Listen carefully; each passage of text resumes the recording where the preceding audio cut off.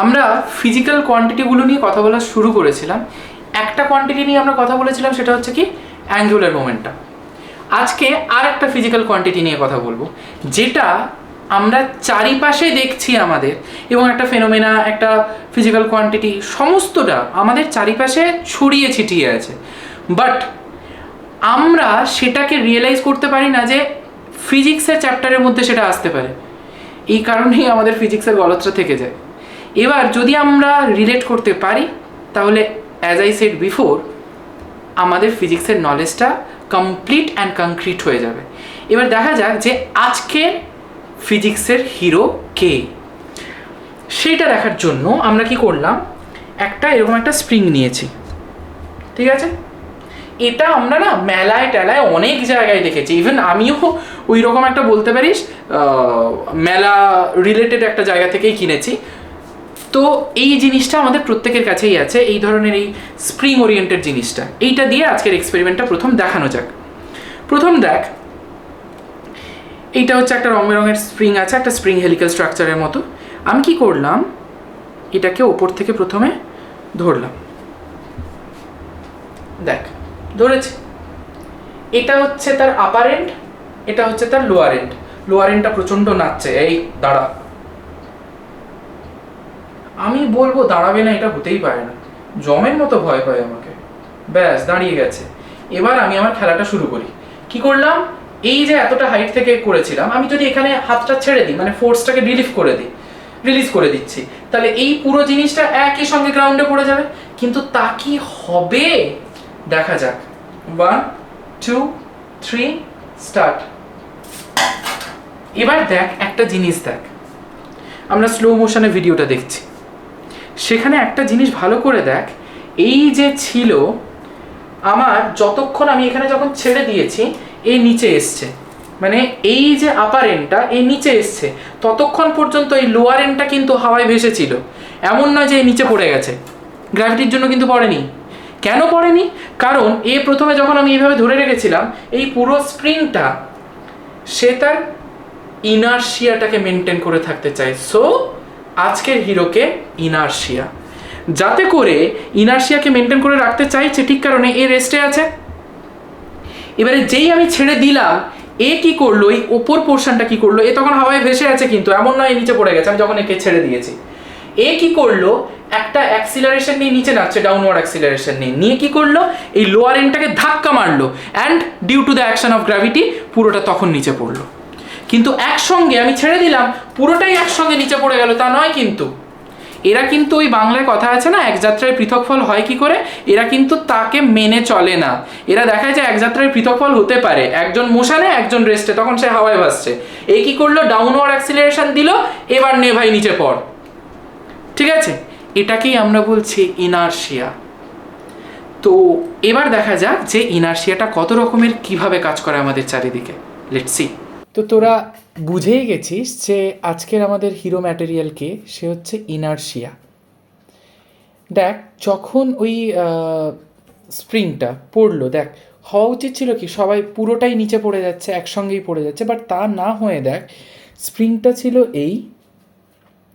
স্প্রিংটা আমি যখন এখানে আমি ধরে রেখেছিলাম এই জায়গাটাতে, এবার যখন আমি এই জায়গাটা ছেড়ে দিলাম, তাহলে পুরোটাই একই সঙ্গে নিচে নামছে সাইমালটেনিয়াসলি, এন্ডটাও নিচে নামার কথা ছিল, বাট সেটা না হয়ে এই পুরো এন্ডটা এত দূর পর্যন্ত গেল, তারপরে পুরোটা একসঙ্গে নিচে নামলো।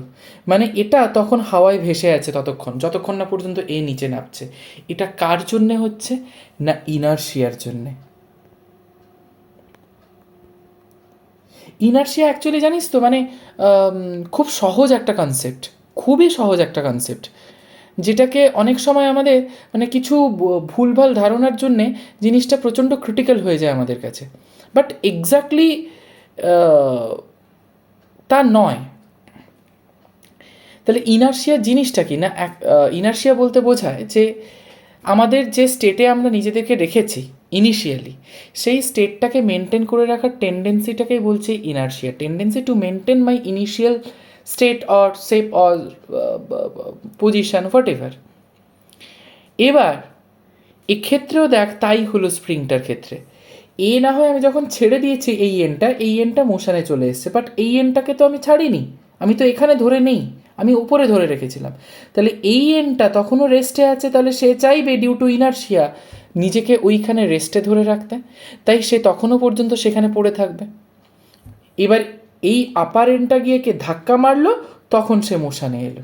দেখ এবার যখন ধর আমরা বাইকে আছি, বাইকে যখন আমরা অ্যাক্সিলারেটরটা ঘোরাই, তখন সেক্ষেত্রে কি হয় যে আমরা পেছনের দিকে ঝুঁকে যাই। কেন না, আমাদের বডি রেস্টে আছে, তাহলে বডি চাইবে যে রেস্টেই থাকতে, কিন্তু বাইক তো আমাদের সামনের দিকে এগিয়ে নিয়ে যাচ্ছে, মানে মোশনে আছে, তাহলে বডি রেস্টে থাকতে চাইছে, বাট বাইক চাইছে মোশনে এগিয়ে নিয়ে যেতে। তখন কি হবে না, আমি এই আছি, আমি তো এখানে থেকে যেতে পারবো না, ঠিক কি না? তো সেক্ষেত্রে কি হবে, আমি পেছনের দিকে ঝুঁকে যাব,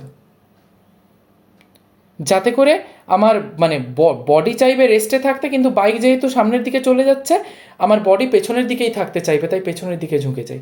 সাইমালটেনিয়াসলি বা যখন আমরা বাইকটা ব্রেক কষে, তখন দেখবি সামনের দিকে ঝুঁকে পড়ি। কেন না, যখন বাইকটা চলছিল, বাইক মোশনে আছে, আমিও মোশনে আছি ভাই, এবার যখন সামনের দিকে এগোচ্ছে বাইকটা মোশনে, বডিও চাইছে সামনের দিকে এগিয়ে যেতে, কিন্তু বডি তো তা পারছে না, মানে কেন, সেটা ইনারশিয়ার জন্য।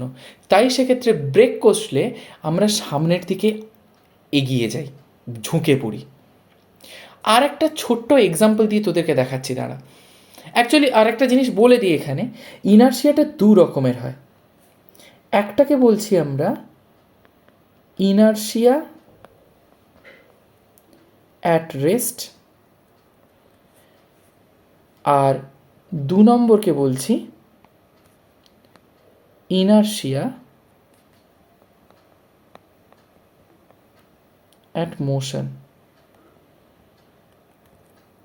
ব্রেক কষলাম, ইনারশিয়া অ্যাট মোশন, মোশনে ছিলাম, ব্রেক কষলাম, মোশনে থাকতে চাইছে বডিটা। যেরকম ধর তুই একটা জিনিস খেয়াল করবি, যেটা রবি ঠাকুরও খেয়াল করেছিলেন, দেখবি রবি ঠাকুর একটা আছে, এখন যেটা আমরা শান্তিনিকেতন বলি, সেটা আগে বোলপুর নাম ছিল। তিনি আমি ভুলও হতে পারি, মেবি ওটা ঘরে বাইরে না, বলাই ছিল মেবি গল্পটা, আমি ভুল হলে আমি লিটারালি আমি সরি বলছি, আমি এক্স্যাক্টলি আমার নামটা মনে পড়ছে না গল্পটার এই মুহূর্তে। সেখানে তিনি বলছেন যে তিনি ট্রেনে করে যাচ্ছেন, বাইরের গাছপালা, পশু পাখি, জীবজন্তু যা কিছু আছে, মনে হচ্ছে যেন ট্রেনটা রেস্টে আছে, বাকিগুলো উল্টো দিকে দৌড় মারছে। এটা কেন হচ্ছে না, ইনারশিয়ার কারণে। একটা ইনারশিয়াল ফ্রেম তৈরি হচ্ছে এখানে। তো আমি তোদেরকে এখানে বলছি, তোদেরকে বোঝাচ্ছি, সামনে একটা ক্যামেরার ফ্রেম আছে, ওই ফ্রেমে আমাকে দেখা যাচ্ছে, আমি তোদেরকে বোঝাচ্ছি সমস্ত কিছু, এটা হচ্ছে একটা ফ্রেম, তেমনি ইনারশিয়ারও একটা ফ্রেম রয়েছে। এই দুটো ফ্রেমই হচ্ছে এই যে inertia at rest, inertia at মোশনকে ইন্ডিকেট করে। অ্যাকচুয়ালি দেখ, বাইরে থেকে যদি কোনো থার্ড পার্সন দাঁড়ায়, তাহলে সে কিন্তু অ্যাকচুয়াল জিনিসটাই দেখবে যে ট্রেনটা আছে মোশনে, আর বাইরের যাবতীয় যা কিছু গরু, বাড়ি, ছাগল, মানুষ যা কিছু আছে তারা রেস্টে আছে। কিন্তু ট্রেনের মধ্যে থাকা কোনো মানুষ সে উল্টোটা দেখবে, মানে তার রেসপেক্টে বাইরের সারাউন্ডিংসটা হচ্ছে রেস্ট ইনার্শিয়াল ফ্রেম, মানে মোশনাল ইনার্শিয়াল ফ্রেম, আর ও নিজে আছে রেস্ট ইনার্শিয়াল ফ্রেমে। যেটা বাইরে থাকা কোনো থার্ড পার্সন, যেটা সে অ্যাকচুয়ালি দেখছে যে ট্রেনটা আছে, ট্রেন যদি মোশনে থাকে স্বাভাবিক ব্যাপার, আমি যদি ট্রেনের মধ্যে বসে থাকি অ্যাজ এ প্যাসেঞ্জার, তাহলে সেক্ষেত্রে আমিও মোশনে আছি। তাহলে আমি আছি তখন থার্ড পার্সন যে বাইরে অবজার্ভ করছে তার রেসপেক্টে আমি আছি মোশনাল ইনার্শিয়াল ফ্রেমে, কারণ আমি মোশনে আছি।